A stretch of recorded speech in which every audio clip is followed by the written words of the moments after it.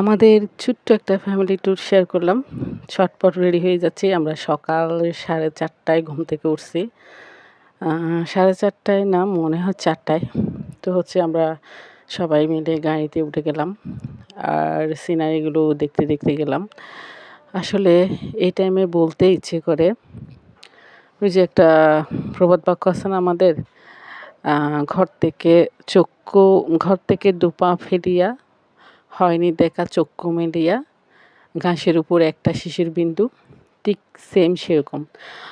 আমার এখনো নিজের দেশটাই ভালোমতো দেখানো মানে দেখিনি, দেখানো হয়নি।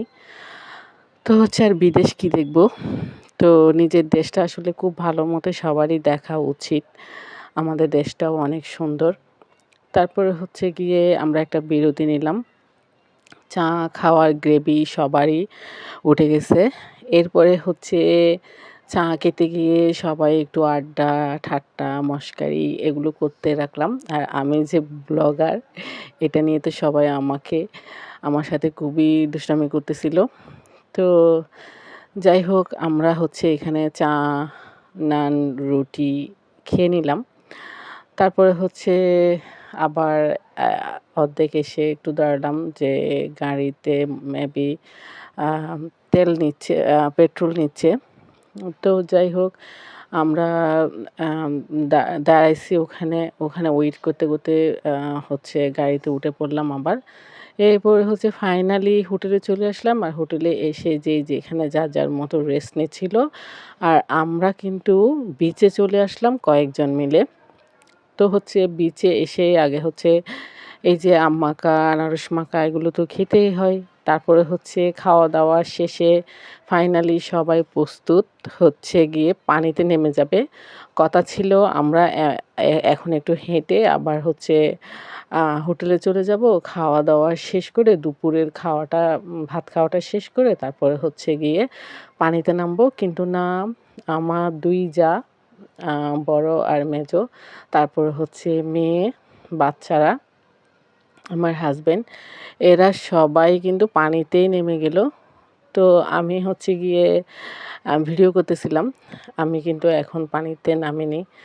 হচ্ছে যেহেতু খাওয়া-দাওয়া শেষে একেবারে পানিতে নামাই বেস্ট। আর বাচ্চাগুলো তো পানি পেয়ে হঠাৎ করে এত দুষ্টামি করতেছিল, কেউই সাঁতার জানে না। আমরা ভয় পাচ্ছিলাম যে কোনো প্রবলেম হয়ে গেলে। তো যাই হোক, সবাই খুবই সতর্কতার সাথে পানিতে দুষ্টামি করলো। তো ফাইনালি আবার হোটেলে চলে আসলাম। খাওয়া-দাওয়া শেষ করে খাওয়া-দাওয়া করতে যাচ্ছিলাম হোটেল থেকে নেমে। এখন সবাই আম যেকোনো একটা হোটেলে খেতে যাবো আরকি। আ ভাতের হোটেল, ওই টাইপের আরকি। তো ফাইনালি পেয়ে গেলাম। আমরা সবাই ঢুকে গেলাম ভাত খাওয়ার জন্য। তো যেহেতু কুরবানির ঈদের পরপরই গরুর মাংস কিন্তু কেউই খেতে যাচ্ছিল না। সবাই অর্ডার করছে ডাল, তারপর চিকেন, তারপরে বিভিন্ন টাইপের ভর্তা, আ বেগুন ভর্তা, তারপরে শুটকি ভর্তা।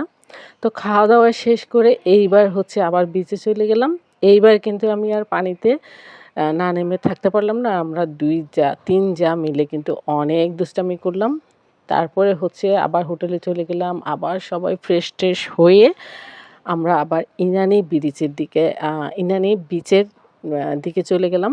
তো ইনানি বিচটা ছিল একেবারে ফাঁকা একটা জায়গা। লোকজন খুব কম ছিল।